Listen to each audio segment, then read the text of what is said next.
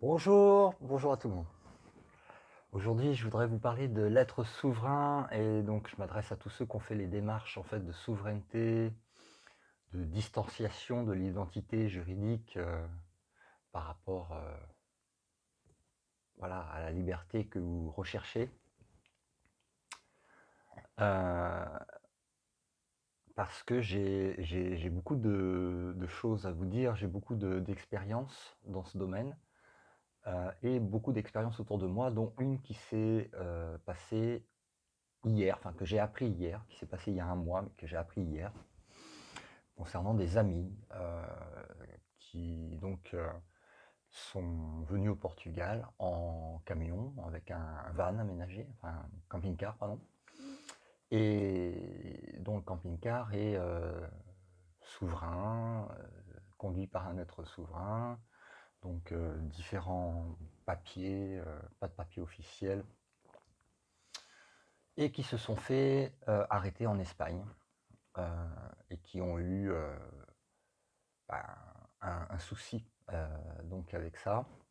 Ils se sont fait arrêter en Espagne et ils ont eu des problèmes. Ils se sont retrouvés en prison, enfin en garde à vue pendant 48 heures, chacun dans une cellule, en chantant joyeusement Om Namah Shivaya. Ça, voilà. Et, et donc, avant ça, il s'était pris des coups par les policiers de l'Espagne.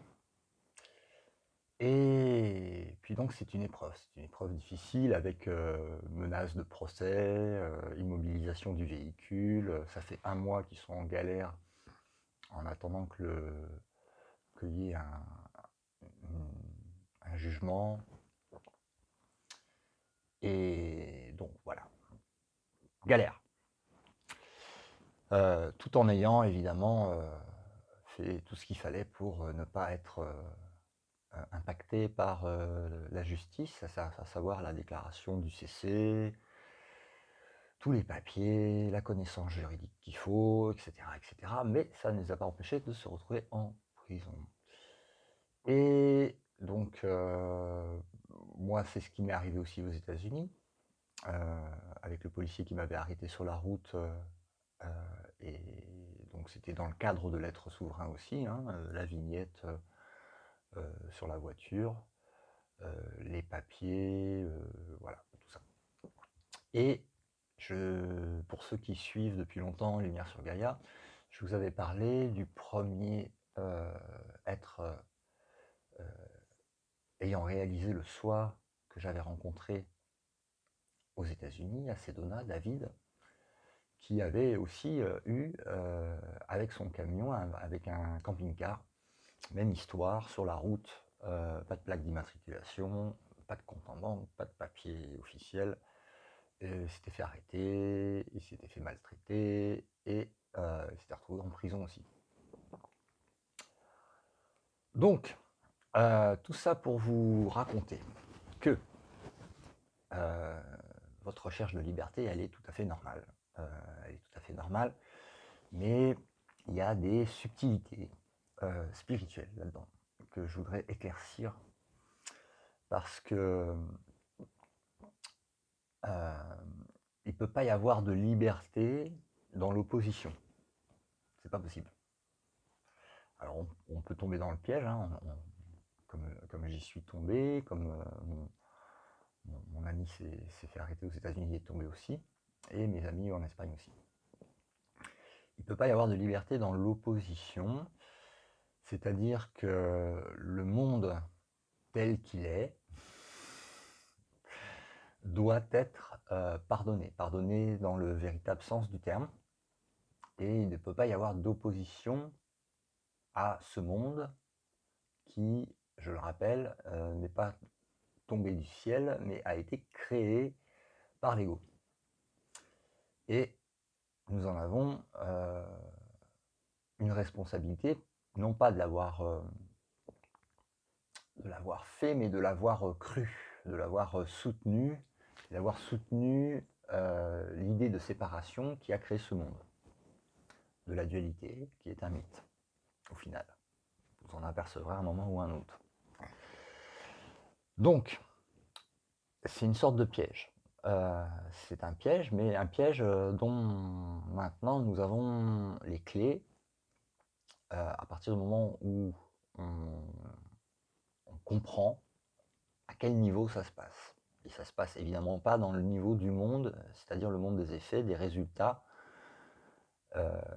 puisque pour trouver la solution au problème, il faut sortir du cadre du problème énoncé. Donc, on peut très bien être souverain tout en ayant un respect pour les insanités qui sont faites dans ce monde, à savoir la création d'une entité juridique fictive, que nous ne sommes pas évidemment, et les moyens de contrôle, de coercition qui sont attenants à cette fausse identité reconnue donc par les administrations et que nous ne reconnaissons pas en tant qu'être souverain. Mais ça crée souvent des oppositions intérieures, des jugements, et là est le piège en fait. Parce que à partir du moment où tu juges une situation, un scénario qui se passe dans le rêve, tu le rends réel, tu t'y opposes, donc tu le rends réel, et il a pouvoir sur toi de te nuire.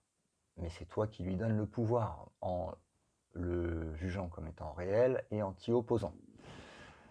Donc, tout ça pour dire, être souverain, très bien, mais ça ne vous empêche pas d'avoir des papiers pour voyager. Ça ne vous empêche pas d'avoir un passeport si vous voulez aller vous balader ou pour avoir quelconque utilité de ce document. Donc à partir du moment où vous ne rentrez pas en opposition, que vous comprenez que votre frère, gendarme, policier, magistrat, juge ou autre, a ses convictions, ses opinions, voit le monde à sa façon par rapport à ce qu'il a appris, par rapport à sa programmation mentale et par rapport à ses croyances. Bon, à partir de là, il y a déjà moins de soucis qui peuvent se produire, moins de leçons de pardon auxquelles vous devriez avoir des effets dans votre vie humaine. Si vous reconnaissez l'innocence de tous vos frères et sœurs, magistrats, policiers, administration, le monde, à savoir que bah, il est comme il est et puis ça n'a pas d'importance, c'est insignifiant, mais il est aussi comme ça, accueilli comme il est, tout en accueillant aussi votre souveraineté d'être souverain. Eh ben, ça devrait mieux se passer. Et si ça ne se passe pas bien, je vous réfère au chapitre 13 du cours en miracle. Allez le voir, vous trouverez une version en ligne où vous achetez le livre et vous l'empruntez à un ami et vous lisez le chapitre 13 du livre.